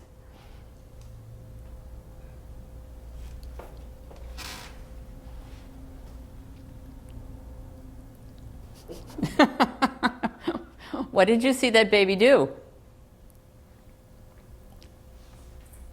We're doing this still face. Yeah, you are. The baby went into distress. She really didn't understand what was going on. Why wasn't her mother reacting to her favorably as before? So the behaviors went from play to, okay, let me try to get her attention by screaming. Oh, look over there, and it almost appears as if, they have their own language. Like, look over there. You used to look at what I used to point to, then the screeching. Maybe she'll listen to me if I screamed, and then became okay, she's totally not listening to me. Let me just cry, and hopefully she'll just listen to me and pay attention. Beautifully said. That's exactly what happened. This is a baby who clearly is used to her mother's attention. And what did you say about they're kind of used to just this little dance that they do. They have a rhythm. When he said in the beginning, they're trying to coordinate their attention, what they want to do. They're used to playing with each other. And you did watch her go through that whole progression of, what's going on here? And now I'm pointing and you're not looking. What's up with that? And okay, I'm screeching and you're still not looking. What is going on here? That is one of the best still faces. It really is. You can Google still face and find a million of them, but that's just the best. And he obviously loves it because he uses it in all of his trainings. But there's a couple of other ones. There's one that Cindy Lederman uses, and it was a woman with severe postpartum depression, and it's such a difference because this baby is not used to anything. The woman was so depressed that the baby wasn't used to getting anything from her. So when she's trying, poor thing, she's trying her best to play with the baby, and the baby's looking all over the place like, what is going on? And there was really no difference because she wasn't used to getting anything from a mom. And I show you that to say, if you don't think you're important to your child, just watch that. You are so important to your child and what you bring to your child. You are so important to the children you work with, because you're not only trying to help them think that they're lovable, you're trying to help their caretakers understand why they're doing the things that they're doing. When he showed this one at the last conference I watched him speak at, and that was when he said, and they do skin temperature and heart rate, and you saw how red her little face got. She was like, oh. But that's a really good example, and I like the fact that he has done so much work with this, and thought it important enough to do it. Now, if any of you who are parents can imagine doing that in front of your baby for 2 minutes, did you see how her face was beginning to wobble? She was really kind of at the point where she couldn't keep that still face anymore, and he called it. So. But it's really a great example of that. So again, we're going to talk about, we have to have some kind of bonding experience. It is very rare for somebody not to have anything in the first stage of their life. The reason we stopped using reactive attachment disorder was because it got very misunderstood as a diagnosis. And it's not that I don't think it occurs. I usually don't let the therapist use it, because when they do use it, it usually doesn't fit the circumstances, and it's a very misunderstood diagnosis. I don't know if any of you have gone to trainings, I certainly have, where probably back in the 90s, everybody was getting diagnosed. When did you get your degree? Well, I started doing research in '97 because it was something that interested me. Hold on. Oh, I'm sorry. I started doing research in 1997 on school shooters because that was just something of great interest to me. Mm-hmm. And so by the time that the classes started in 2000 and I graduated in 2002, the internet wasn't really in use for articles. I had like 2,500 magazine articles in newspaper. That tells you how old that was. But that was the thesis. Right, and that was the time when we were diagnosing everybody with reactive attachment disorder, but we also misunderstood the diagnosis to say that these kids are fire setters and they have no conscience and a lot of acting out, killing dogs. I used to see that a lot for reactive attachment disorder, killing animals, setting fires. If you look in the DSM, none of that is in there. It all has to do with the fact that this child has not formed a healthy attachment figure. And goodness knows I wouldn't go by the strange situation, because I think Daryl is right. There's a lot to be said for why that kid did what he did. But the ability to form attachments was not greatly understood at the time that you were doing that. And we misused that diagnosis a lot. And I'll tell you where that really got in the way was in adoptions.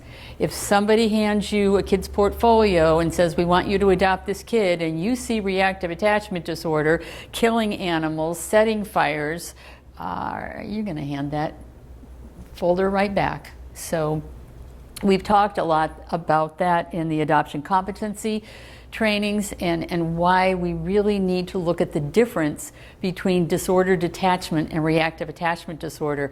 All of your kids have disordered attachment. All of your kids have got some kind of an impairment in their ability to attach normally. It doesn't mean they have reactive attachment disorder.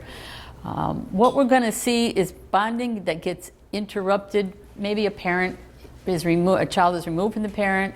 A child loses the parent to death. We have to look at it as adoptive parents, and Lori maybe can speak to this, or foster parents. At what stage was that bonding interrupted? Because you may see delays in your child. You have a 4-year-old that was removed at 2. You might see that 4-year-old acting more like a 2-year-old. And you've got to help your adoptive parents to understand that.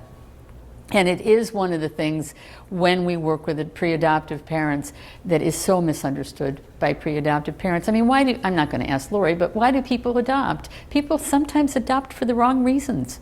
And they sometimes adopt, and I'm sure many of you have had clients like this.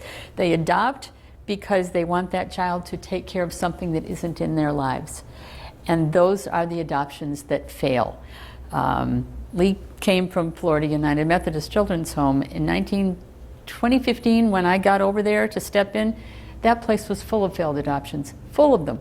And these were kids who had been adopted many times as infants, and now they're 12 or 13. Well, what does everybody's 12 or 13-year-old kid do at that stage? I mean, do we like our 12 or 13-year-olds? No, but we don't give them back. This isn't like, you know, a tag sale, but we see a lot of that, and we see a lot of just unrealistic expectations, and you can help people with that by understanding some of these concepts. Loss of caretaker affects all of this stuff. Conscience development, be careful about this. It doesn't mean they don't have a conscience, but in the first 3 years of life, the hardwiring for empathy and conscience development is there, and we have to have somebody pull it out. And a couple of you just described it so beautifully. It's almost like this organic connection that you have to your baby. So when your baby goes away from you, you're the one that's crying, not them. I was. And that's where that is. It doesn't mean they don't have it. It means they probably haven't had the ability to develop it. Now think about how you taught your children right from wrong. You taught your children that if they hit somebody, it would hurt somebody. Now, why do they stop? They stop when they're 2 because they want you to be happy. And they stop hitting their brother when they're 2 because they don't want you to yell at them. And then they get to be about 3, and they still don't want you to yell at them, but maybe they're starting to figure out that they shouldn't do it. And by the time they get to be 4 or 5, and you're saying, you know, that really hurts your brother when you do that, and you don't want me to be sad, and mommy and daddy will be sad if you keep hurting your brother, that's when you begin to lay that groundwork for empathy and conscience development and kindness. Bruce Perry, everybody knows Bruce Perry. Bruce Perry says if you want your child to be kind, you have to be kind to your child. If you want your child to be empathetic, you have to be empathetic to your child. You have to model that stuff, and that's how you wire all that together. But all of this is affected if you don't have a good caretaker. When we say impaired attachment is set in place by age 2, think of what's happened in the first year of life. If they haven't had anything, if they haven't had a whole lot, by age 2, you're definitely going to be looking at impaired attachment. Impaired attachment is fixable. Impaired attachment is treatable. But we have to do it, and we have to recognize it. We want to get into a little bit more of the neuroscience. We talked about the hot sauce baby. Trauma does imprint itself on the infant brain in implicit memory. That's why babies have trauma triggers. At one of the trainings that I did, there was an aunt there who had adopted her child, her sister's child, and the kid was now 7, 8. And she said, I'm in the grocery store. I've had her now since she was 3 or 4. And we're in the grocery store. And she said, I started to put something in the cart. And the kid said to her, well, remember when I put that in the shopping cart and you hit me and knocked me down, and I was only 2 years old? And she said, she's saying this in a loud voice in the middle of the Publix, and she said, you weren't with me when you were 2. And she said, yeah, I put that in the shopping cart and you hit me and knocked me down. Remember that? I was 2. And what triggered her was, I don't even remember what it was. Whatever it was that the aunt was putting in the shopping cart was triggering a memory of something that happened when she was a baby with her mother. And she couldn't quite put it into place. She couldn't put it where it was. She thought she was with the aunt. She wasn't. She thought it was the aunt. It wasn't. And she said, I had to take her home. I couldn't even finish grocery shopping. I was so appalled that she thought I did this to her. But you are going to see trauma imprinting itself. Something that happened in infancy is going to come out as a trauma trigger, and your job is to kind of try to figure it out. Has anybody in here gone through the EMDR training? First part. First part. Have you used it at all? You know, about the beginning. Hold on, she's coming. I had taken it back off the shelf about a month ago and started to relearn some of the things that I learned going through the workshop. And so as a matter of fact, tonight I'm going to a EMDR refamiliarization kind of class, and a group with a group of MDRNs. So it is. I did use it about. I've been using it about the last 30 days with one particular client. Amazing results. Just amazing. This particular client was experiencing panic attacks 3 to 5 times per week, and I have been working with him for about 6 months using cognitive behavioral therapy.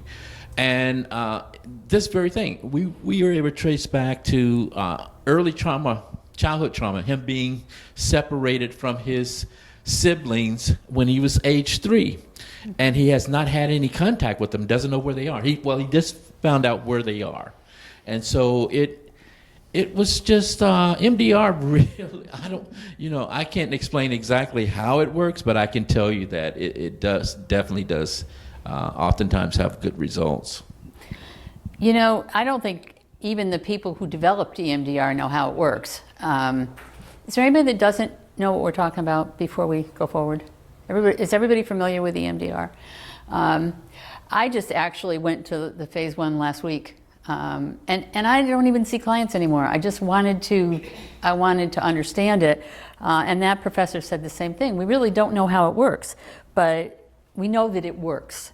And it works on unlocking trauma memories. So that is a tool that we did not have. I think Francine Shapiro developed it in the 90s, maybe 96. The book that I have was printed in 96, so it was the early 90s. We didn't have those tools then. We didn't have some of the tools that we have at our disposal. And what we have to understand, and you were saying you use cognitive, is that sometimes we have to do this first before we can get to the cognitive stuff, and that's a step that we're not used to. We're used to going right into the cognitive work, and maybe we have to do some of this first. Trauma does cause the brain to hardwire for trouble. Anybody who's worked in any kind of group setting where you have a lot of kids, I'm going to ask Lee, what did you see with those kids at the children's home in terms of their level of vigilance? Did you find them hyper-vigilant or kind of normal vigilant?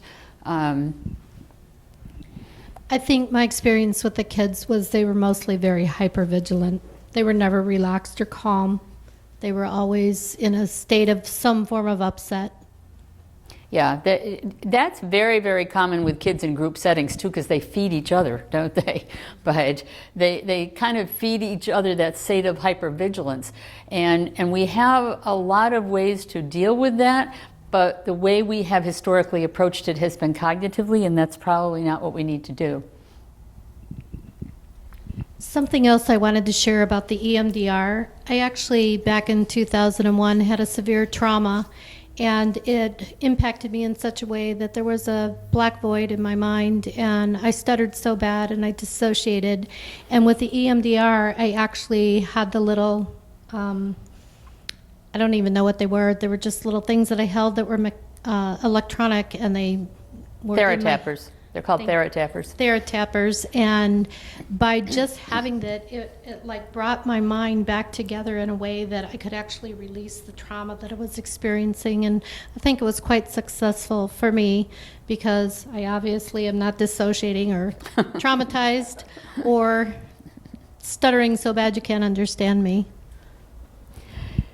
The basic theory of EMDR for trauma is that you are not remembering your trauma, you're reliving it. And there's a difference between remembering something and reliving it. And when you kind of get that trauma trigger, you may not have the chronological picture in your mind. You might not be able to write the story of what happened to you. You just know that every time you see something, your amygdala fires up and you go into a panic state and you don't know why.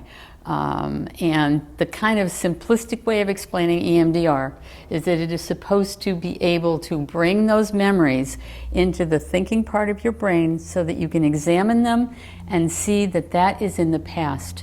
And remember the Gentry training when he used to say you have to get people to know that they are safe sitting in your office with their butts in the chair and their feet on the floor. They're right here. They're not reliving it. They're right here and they're safe right here and right now. But that's kind of the basic theory, and it sounds like it did work for you. Because once, remember I said about the amygdala, once your amygdala fires up, it's kind of hard to, you want me to do that? I'll show you that. Okay. Here is your brain. And this is the thinking part of your brain. This is the thinking part of your brain. What happens when you have a trauma? When something scares the crap out of you? Your thinking brain goes offline, and what are you left with? What's that? That's your amygdala. That's what's left. And that's the part that's fired up. The thinking brain is gone at that point. And that's why you can't tap into those things with kids when they're gone like that. From a strictly chemical level, when your amygdala fires up, when you go into those panic, trauma trigger panic modes, your brain releases cortisol. Anybody releases cortisol when they get scared. You know, you're walking down the street and you see a 18-wheeler coming right at you on the sidewalk. Your cortisol level is going to go up because it's going to say, Barbara, get out of the way, and you're going to jump out of the way. And then everything is going to be over, and your cortisol level is going to go right back down again, and you're going to be fine. But what happens with our kids, and the reason that they're so hypervigilant, is that it goes up, up, up all the time, and after a while it just doesn't come back down. So these kids are left with an enhanced level of cortisol in their bloodstream, and they're not able to physiologically calm down. That's why you see kids,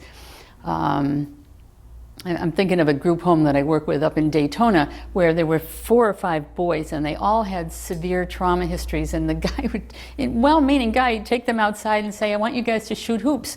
Well, they'd start to shoot hoops, and one of them would bump into another one, and it would set off a chain reaction of all of them going after each other, because they're just not able to calm down and analyze danger.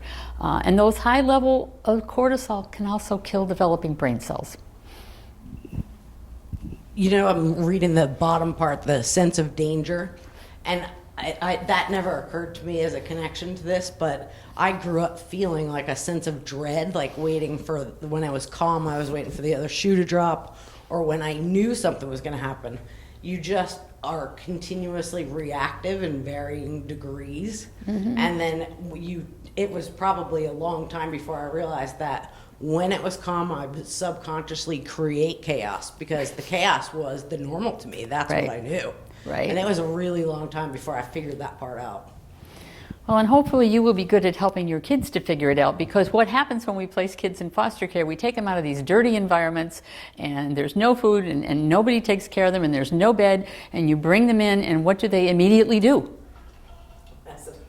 They mess it up because that's what they're used to. They're not used to going to sleep in a bed. How many foster parents have you had say, you know, I brought this kid home and we all sit down at the table and eat, and I can't get him to sit down. He keeps getting up and wandering around the house.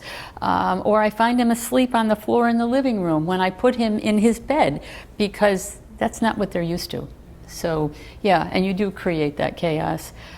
The other thing that happens just from a physiological level is that your cortisol is going up and your serotonin is going down. And what does serotonin do? It makes you feel good.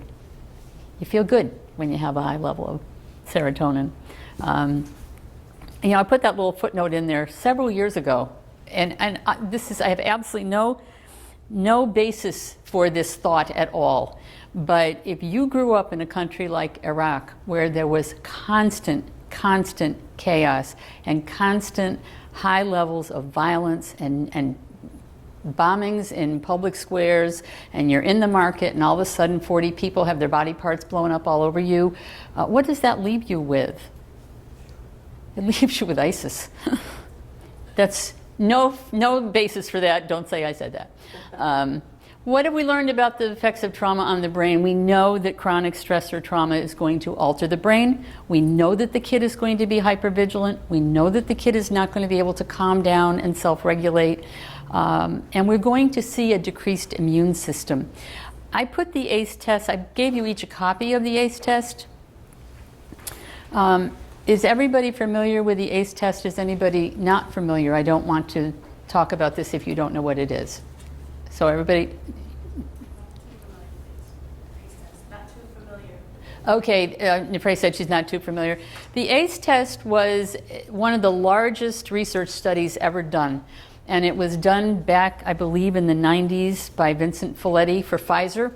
And they began to see a lot of people probably in their 50s and 60s coming in with an extraordinarily high level of certain illnesses, heart disease, COPD, high blood pressure, all of those types of things. And they wanted to see if there was any connection to early childhood difficulties to these very high level of illnesses.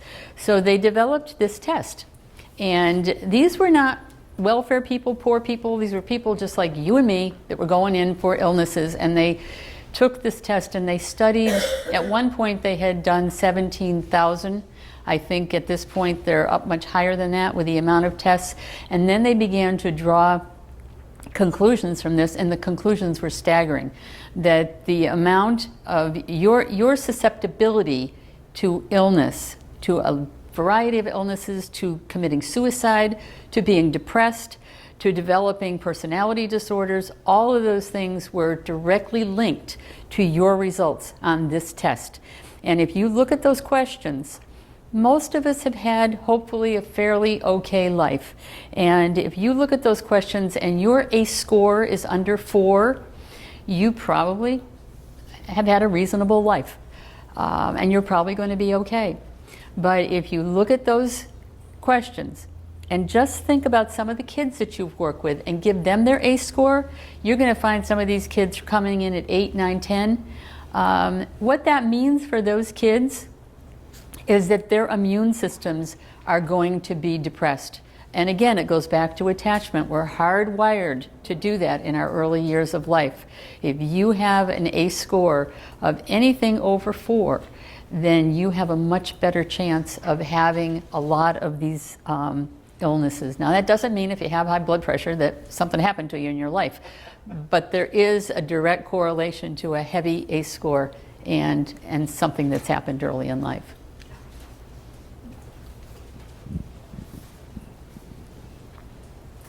Barbara, I just have a quick question. On number 7, I realized that it says, was your mother or stepmother, and then it gives you, or at least is assessing the level of their abuse. What would you say, I mean, because I find this difficult for my own specific clients to know. What's the question, Kathy? It says, was your mother or stepmother often or very often pushed, grabbed, slapped, or had something thrown at her, or sometimes often or very often kicked, bitten, hit with a fist, or hit with something hard, or ever repeatedly hit at least a few minutes or threatened with a gun or a knife? So, I mean, I don't know, is it misspelled? Maybe this is a question for the child, but the way it's worded is assessing like the mother's abuse. I think where the question is going was, what was your exposure to family violence? I mean, that pretty much covers the gamut of everything that could ever happen bad to your parent. If you as a child have witnessed family violence on any level, have you witnessed family violence on any level? Okay. It's very interesting. If you Google the ACE test, Vincent Folletti is still coming out with results of that, and it's extremely telling. And if you look at some of the kids you're working with and try to give them an ACE score, you're probably going to find that some of their scores are pretty darn high. But that's why I stuck that in there for you. And we're going to go back to the brain again, what's happening in the traumatized brain. Again, remember when I said it kind of goes, bless you, from the bottom up? Your kids are stuck at, am I safe and do you love me? They're not at all worrying about how can I solve this. Your kids are stuck at the base and in the amygdala, which means that everything that they are processing is around, are they safe, which is where the hypervigilance comes from, and do you love me, which means that do you as a world value me? They're not into executive functioning. They're not going to be until you can get them safe, until you can get them to deal with the fact that some bad things have happened to them. That's why we have to look at this work a little bit differently now.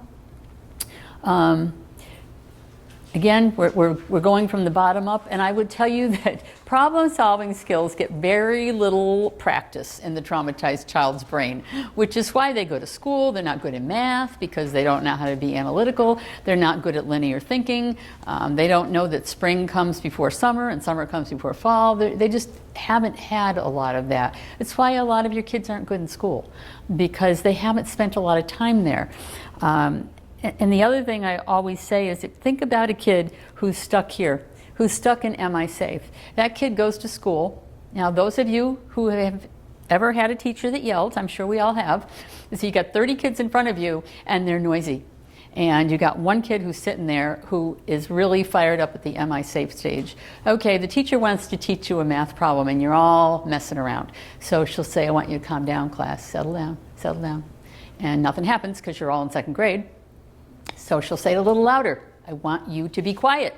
And that doesn't happen. And then she'll say, I need everybody to settle down. Now, everybody else is going to turn around and listen to the math problem. What is this kid going to do when he hears that teacher yelling? Where is this kid going to get stuck? Am I safe? Am I safe? This kid is going to get stuck at Am I safe?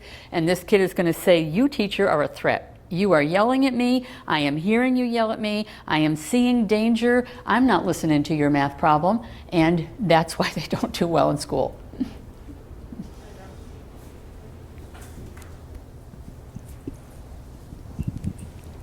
That is literally the exact thing that we're struggling with my daughter this year, that she's very triggered by her teacher, and the school is saying, well, she needs to learn to get along with different types of people. They're like unwilling. The teacher, she's been a teacher for like 25 years, and one of her phrases she uses all the time is, you're being ugly. So if they're not behaving or whatever. So my daughter's like, my teacher thinks I'm ugly since the first week of school, and that's been for the whole time. They actually just suspended her for 2 days for saying blah, blah, blah, a first grader in class because of all of it. But she's yelling, we've talked to her and stuff. We're like, she has a PTSD diagnosis, these are some triggers, and the school's just like, well, then put her in a special school and then not with us. So I think that this piece should really be in the public schools who are supporting these kids. Yeah, I think you're right. You know, it's hard for teachers, and I get that, because they got a lot of kids in front of them, and they're trying to accomplish a task, and they've got the FCATs breathing down their necks, so we get all that. But helping educators understand some of this would be helpful, because they're the ones that are really going to be mostly affected by it. We do see our kids stuck here in the Am I Safe, and they get stopped. And then the math problem, the grammar lesson is gone. They can't even hear it. And how many times have we said this? You have to take all treatment has to be within the caregiver and child relationship, because that is where it is. Where am I? I'm looking for a slide. I think I lost it. Oh, maybe it's coming. So don't let the foster parent or the adoptive parent say, why don't you just see him in school? Because you can see him in school, but you need to see him or her with their caregiver. So what are we helping our caregiver to expect out of our kids? And this is a very important thing for you to help your foster parents and adoptive parents to understand. Expect a kid who looks like an ADHD kid. And Lori knows that the ADHD is really a mask for the PTSD, but not all foster parents do know that. We have to expect our kids to be hypervigilant and overreact to situations. That's just what's going to happen. They're going to be stuck at the Am I Safe stage. We also see kids who seem to be daydreaming at times. Are they really daydreaming? They're really kind of trying to protect themselves from you. Just leave me alone. And we have to help the foster and adoptive parents to understand that these kids really don't see you as nurturers. They're not used to adults taking care of them. So why are you any different? When you tell them to come to the table and sit down, and you put something on their plate that they don't recognize, like broccoli, because they've never had anything but pizza and raviolis from a can, that doesn't seem like nurturing and caretaking to them. They don't know what it is that you want. So we have to expect these kids to have pretty poor conscience development, and that doesn't mean they don't have a conscience. It just means they haven't developed it yet. if you're stuck in the am I safe stage, if you're stuck in the survival stage, you're not empathetic, you're not worrying about anybody else, you're not worrying about right or wrong, you're just worrying about surviving. And that's your job as the nurturing parent, to try to help them to see that they can get past that and they can be safe. We have to help the caregivers to treat the trauma, and that means that we are not going to fall into the trap that they trap us in all the time of saying, I need you to come out and fix this kid's behaviors because this kid is acting up in my home, and if you don't fix his behaviors, I'm going to ask to have him moved. We have to be able to help caregivers to respect the fact that this is what's going on with this kid. And of all the things that you can help a caregiver to do, oddly enough, the most important thing is the third one down there. You have to help caretakers to set up regular caretaking routines. Whether that means every Wednesday we have spaghetti, and then have spaghetti every Wednesday. I'm going to read you a story tonight before you go to bed. Then don't say, you know, I'm tired, I can't read you the story. You have to be consistent, and you have to help those caretakers to be so consistent with these kids because they're not expecting it.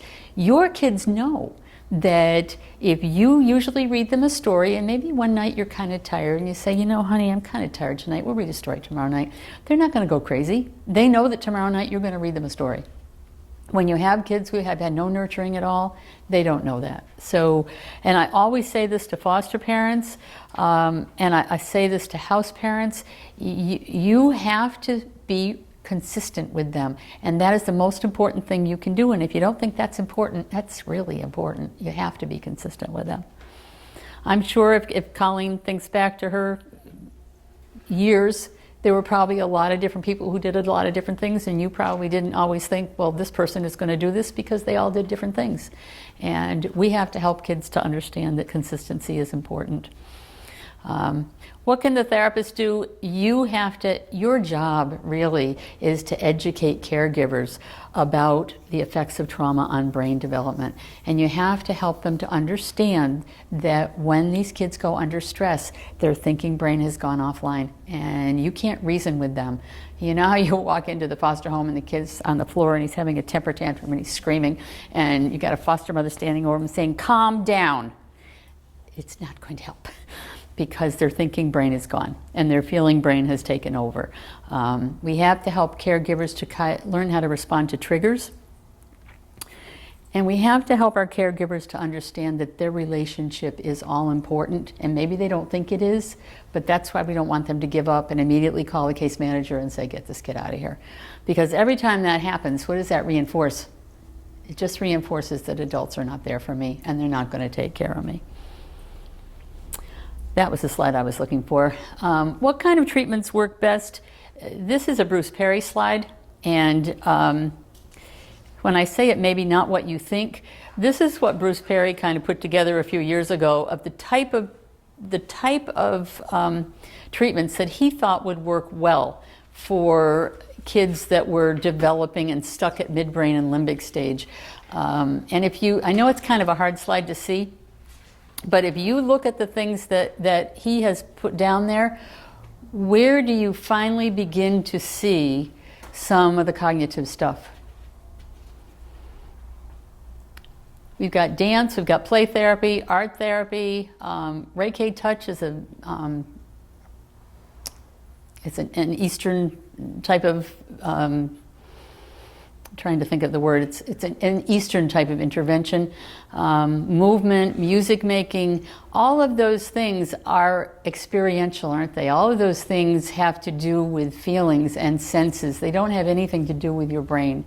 And the reason I kind of like to use that is just that we always think we're going to go right to the cognitive stuff, and maybe the cognitive stuff isn't ready for us because the thinking brain isn't on yet.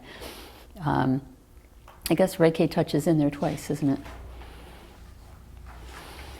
So what kind of treatments address the trauma triggers? We really have to look at this. We really do. That's why I asked, and I'm glad that Daryl has done the EMDR. I really would encourage any of you, if you can do it, to do it.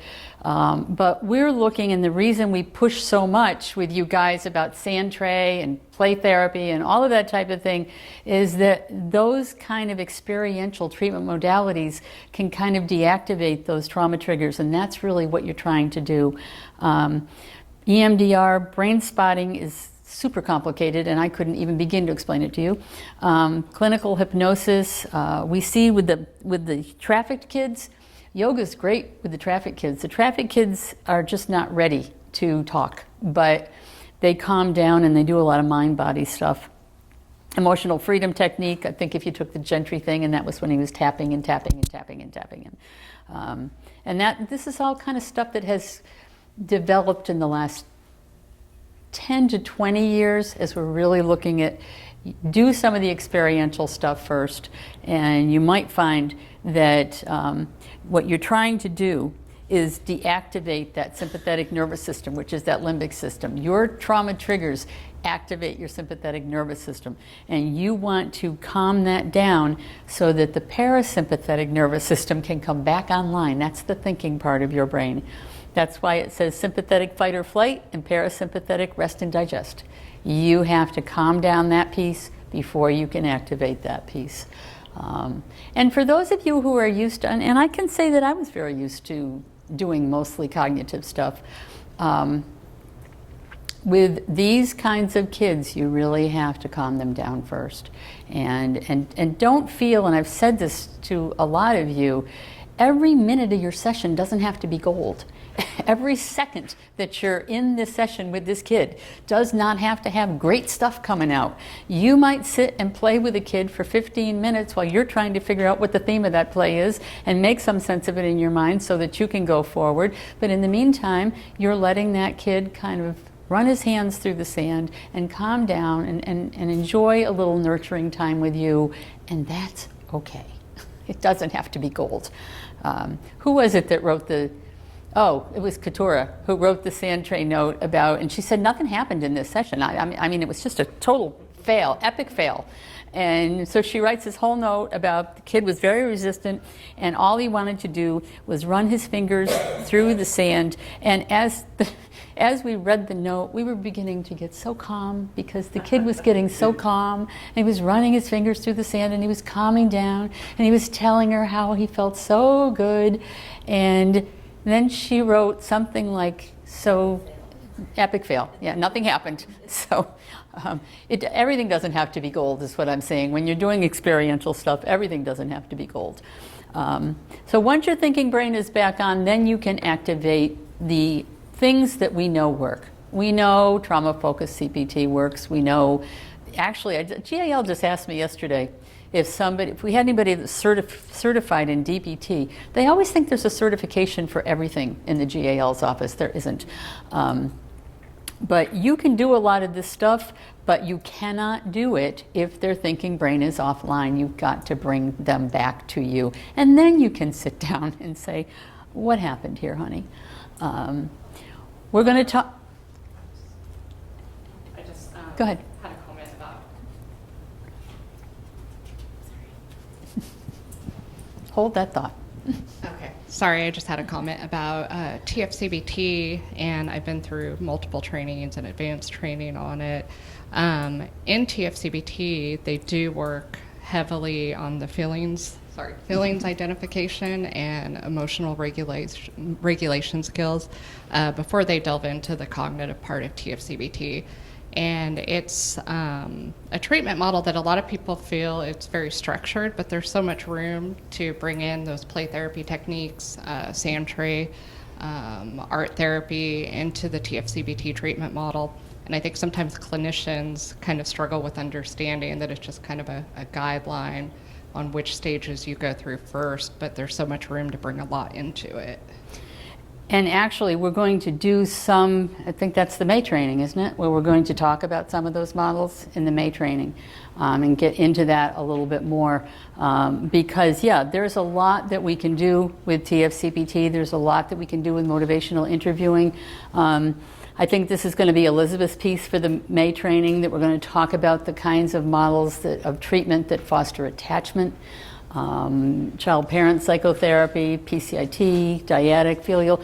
All of those models really take place within the context of the relationship.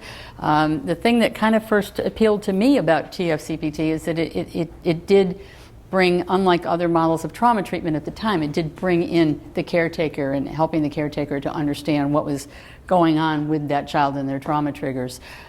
There's a lot out there that you guys can use. We can give you the bones of it, and then go out and look and see what you want to use. I mean, it'll be a 3-hour, the May is 3 hours, right? And you're going to do a lot of this, so what are you going to do? You're going to be able to kind of give them the highlights, the cliff notes of what you can do, and then you can kind of go forward and say, which one of these do I want to study? Which one of these do I really want to learn? But they all take place within the context of the relationship. The traumatized brain can repair, and we have to help our caregivers to understand that there are many, many tools that we can use to help repair that trauma. Patience is the best tool we can have, because it may not happen all that quickly. And sometimes it's like Daryl said, he was working with this kid for 6 months, and then he finally found the thing that worked. So sometimes we try one thing and say, we're not getting any place, let's try someplace else. So the good news is that early trauma does affect the developing brain, but we can help repair it. We can, with intervention and the right kind of techniques, we can help repair the trauma. And we have to, what is it that we keep saying as we're working on these trainings? We have to have a positive expectancy for our clients. We have to go into this thinking, we can help you, I can help you, because that is a lot of what we're trying to say to these clients. I believe that I can help you. I believe that we can work together and you can get better. And sometimes that's just the best thing you can do for your clients. So, okay, we are at the end of this. What I would like you to do, in your package, you have a test. You do not have to put your name on it. And I just want to see how much you've absorbed and if there's something I need to change about this training. And I would like you to do the evaluation. I hope what we've been able to do today is to help you really draw that very strong connection between early trauma, what happens to the brain, and how to repair it. And again, this is kind of the underpinnings of everything we do. So